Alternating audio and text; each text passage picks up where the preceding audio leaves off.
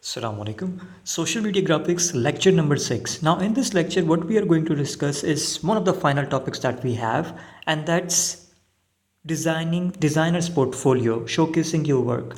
Now, all the students who are enrolled in this program probably have created many designs so far. Now, what you need to do is showcase the designs which you have, not to us, but to the public out there. Now, what are the tips and what are the things you need to remember before creating a portfolio, or what are the things that you need to create a portfolio and showcase your work?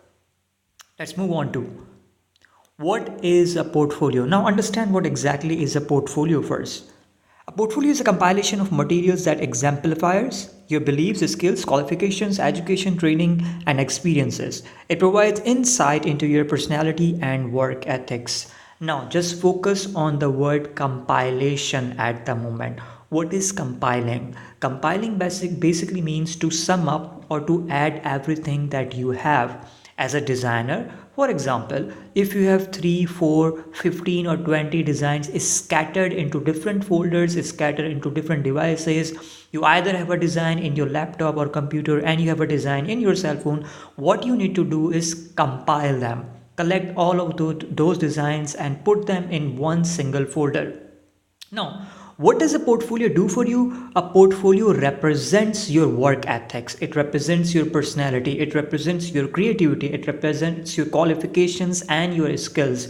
On what level of proficiency you are. Either you are a learner, beginner, either you are an intermediate, either you are a proficient or a master of work. A portfolio can be of a designer, a portfolio can be of a teacher, a portfolio can be of any other profession as well. For example, a portfolio can be of a doctor too.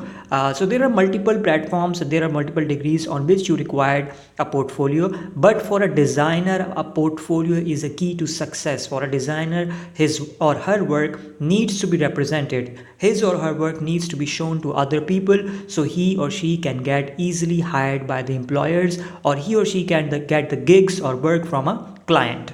So now, moving on to tips to create a portfolio. Now, what are the tips that you need in order to create a portfolio? Number one, select a medium. Just focus on medium, electronic or print. Now, when you are thinking about creating a portfolio, you need to have a medium in your senses. You need to have a medium in your mind.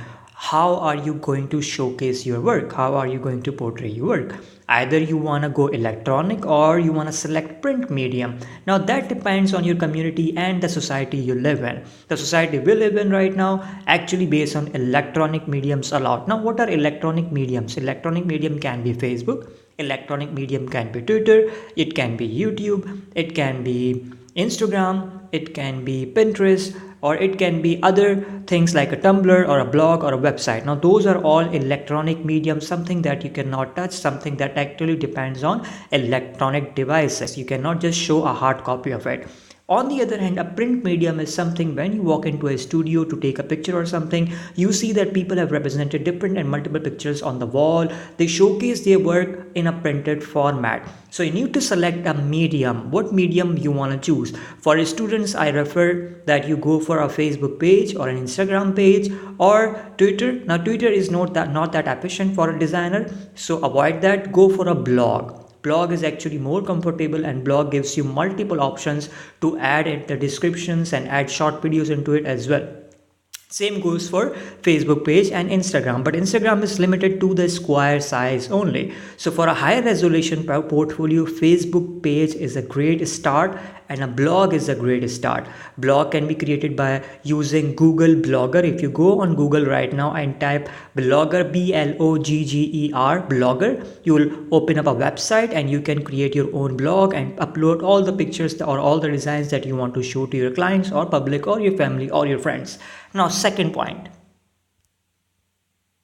select your best design or work. Now, once again, a student doesn't really have that many design. So all the designs that you have, just show every bit of your designs. But if you have plenty of designs, then select the best one that you actually think are the best.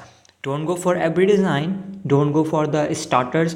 Like the in the beginning of the program you might have designed something by, but at the end of this program your designs are getting better. Eventually, if you are in practice, you'll keep on improving. So select the best work and be creative.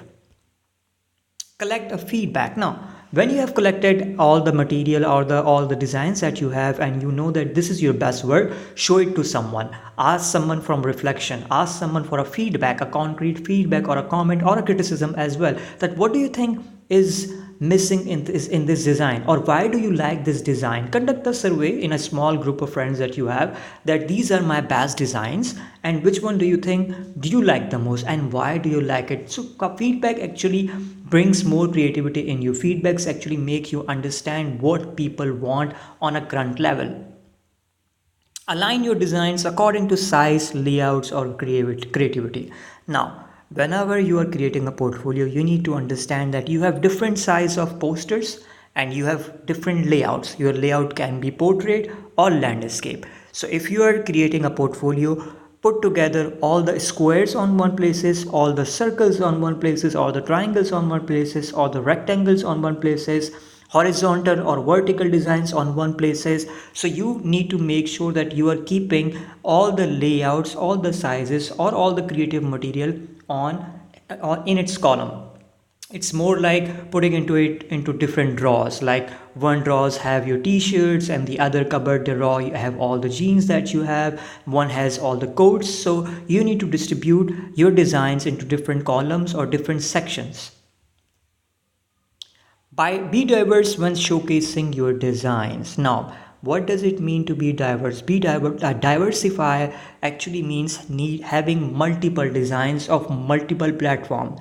You cannot share all the designs of just Facebook. You need to have designs from Facebook, from Instagram, a flyer, a poster, a panaflex, a billboard, a magazine, a resume, a website design, a blog design. So it has to be multiple design, a YouTube design, a YouTube cover picture. So you need to show the diversity you have with your designs.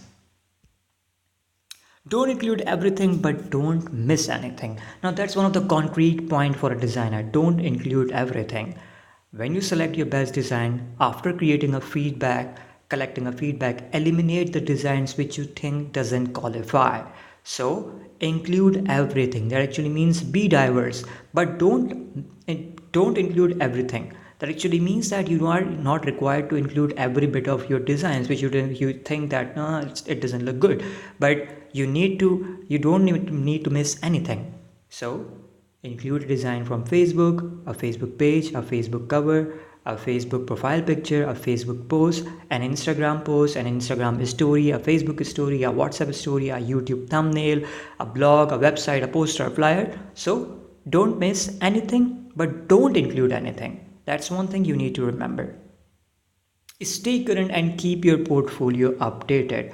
Now, mostly what happens in our society that people who often create a Facebook page or Instagram page, they forget to update. You need to keep on updating. You need to keep on sharing your new designs every now and then. So people know that you are a designer. So people know that you are in practice. People love to go to a person who is in practice, not to a person who hasn't worked for 5 years or 6 years. You often see people are going out of business because they haven't worked for a long time. So you need to make sure you are working on daily basis. That does not mean you have to work 24/7. That means you need to have a design out for people on your portfolio once a week. By your portfolio, I mean your Instagram or your Facebook page or your blog. Keep new designs for people. Keep it coming. Don't stop. Now the last one, learn from others, follow the professionals. You need to learn from others.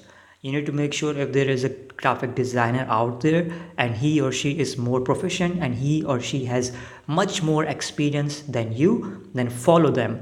Learn what they have created. Learn and read into their design. Learn what creativity perspective they have. Learn from which background they are coming from of designing. What are the softwares that they are using? Are they working on their cell phones? Are they working on their laptops? What are the easiest way to create diverse and modified designs. What are the easiest way to create multiple designs? Remember, it's smart work and hard work. You have to be smart and you need to work hard at the same time. So follow the people who are in the field working and practicing designing on every other day, and they are getting paid. If you get into touch with one, then ask them how are you making money, so then you can generate your own money as well. So learn from them, follow them till you become proficient. Now comes to the part of an assignment. Like in our previous lecture, we all have an assignment. This assignment is more about just yourself, you portraying your design, and that's it.